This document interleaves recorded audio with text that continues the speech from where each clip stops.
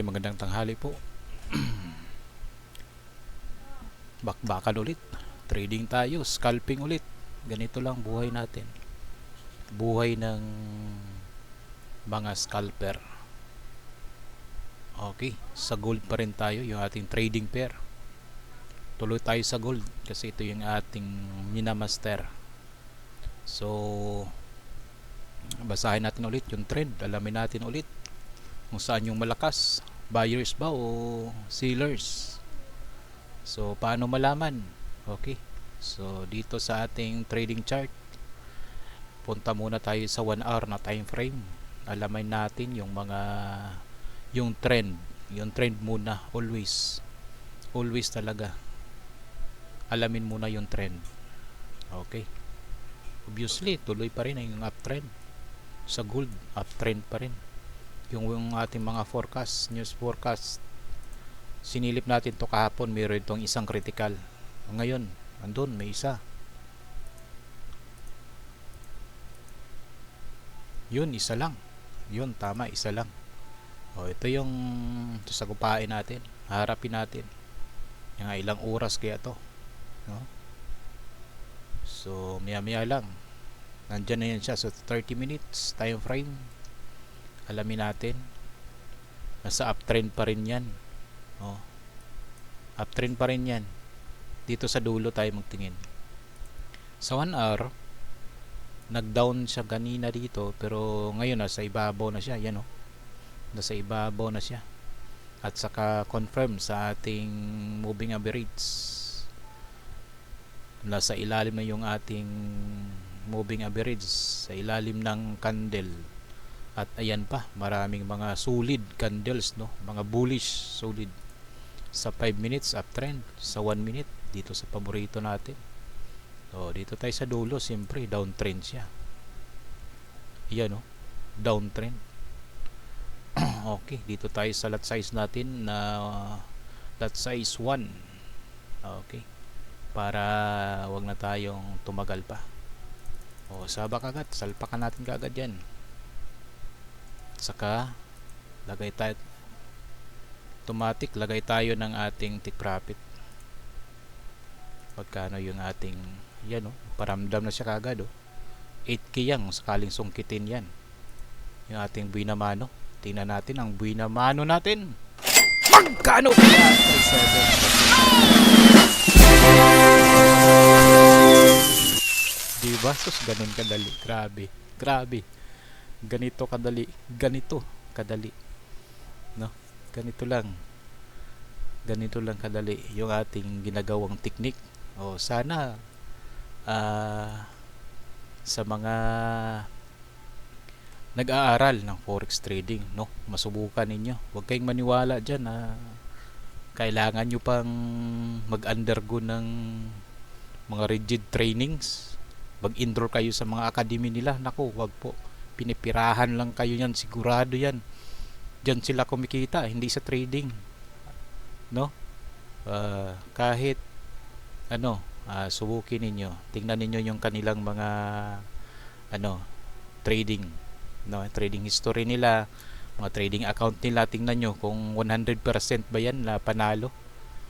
Diyan sila kumikita, yung kanilang tutorial. So dito, yung tutorial natin libre. Okay, panuorin nyo lang yung mga videos ko. May mga na-extract na ako na mga diyan sa mga fundamentals, no, yung pinaka basic, pinaka manual, no, pinaka mechanics, may na-extract na ako, no? Galing din yan sa mga sa mga nagturo. At yan diyan din ako nag-aral, no? Inaral ko rin yan. So solid pa, oh. Lupit talaga eh. Wala tayong magawa eh. O, di ba? O, maglagay lang tayo dito. Copy. Lagay mo yung order natin. Paste natin dyan. Wow! Grabe. Oh. Grabe. Ilang minuto pa lang tayo. Nagsimula tayo ng 12:58 tayo, no. So nakalimutan kong i-review muna yung ating time at saka yung ating date. So August 29. August 29, tuloy-tuloy tayo sa isang araw. Makapag-trade tayo ng 3 times, no? Sa umaga, sa tanghali or hapon. Upload ka agad natin, no? Kailangan nating mag-ipon kasi malapit na yung bear months na kasi. Marami tayong mga bayarin. Kaya tuloy tayo. Alas 12 tayo nag-umpisa, almost 1 PM yan. So dalawang ano na tayo, nakadalawang hit, kahit tatlo lang kasi break time lang natin ito. Tingnan niyo sa 29, ilan na yung ano natin, grabe. Sus, ano na lang. Mang harvest pa tayo, pero tingnan muna natin kung may ano pa, may probable cost pa ito. Okay. Tuloy pa siya Ito tayong magawa. Tuloy pa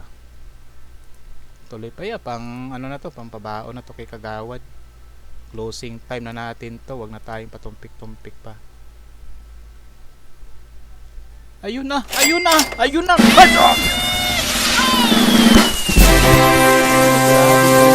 Tulo ng kandila. Grabe. Ilang minuto na tayo.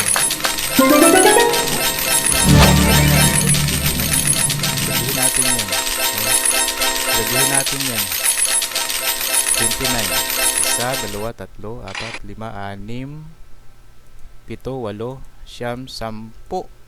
11, 12, 13, 14, 15, 16, 17, 18, 19, 20, 21, 22, 23, 24, 25, 26, 27, 27. Puro positive. Sus. Saan yung sinasabi nyo dyan? Ano yung sinasabi nyo na kailangan mag-undergo pa tayo ng ng mga trading academy yan? May sinasabi nila na kailangan mo pang magbayad para matuto ka. Hindi po totoo yun. Naku, huwag kayong maniwala dun. Ito lang, mag self-study lang kayo. Tapos ang pinaka-importante lagi nyong tandaan, hands-on talaga. Kabisaduhin nyo talaga. Kasi yung forex market, paulit-ulit lang yung yung market cycle, paulit-ulit lang. One na kabisado nyo na yun, galawan, wala na yun na yun siya. So sa ganitong sitwasyon, ang kasunod nito malamang doji na, no? Mag-doji na yan kasunod nito kasi humina na siya, mas mababa dito, medyo tumataas. Sunod nito doji or siya mismo ang mag-doji. Tingnan nyo yan. Tingnan nyo, kasunod niyan doji or siya mismo mag-doji na. Yung may kabilaan yung buntot, yung kanyang wick. Tingnan mo, wag na muna nating tapusin pero okay na yung tatlong harvest tayo. 9k, 15k, 15k, wala na. Ano pa ang ating panghanapin mo? 'Di ba? Huwag mo lang ubusin yung mo. Huwag mong sagarin, kumbaga. Tumutulo pa yan, no? Malakas pa talaga. Grabe lupit. Pero sa ganitong wala na. Okay na 'yon. Ganun lang. Control lang sarili. Don't be greedy. Yun lang. Ika nga nila. Tandaan nyo lang yun, yung mga ganong words. Alamin muna yung trend. Unang-una, alamin mo muna yung trend. Saan ka sasabay? Malakas pang sellers, doon ka sumabay. Never, ever trade against the trend. Okay? Huwag kang mag-trade na against, no? Laban sa trend. Kasi okay lang kung malaking bangko ka, malaking tayo mga freelancer, okay, nasa 3% lang tayo. Wala tayong kumbaga nakikisabay sa agos lang tayo. Kaya wag na tayong tumagal pa. Upload na natin yung na ito. Okay, salamat po ng marami at magandang hapon po.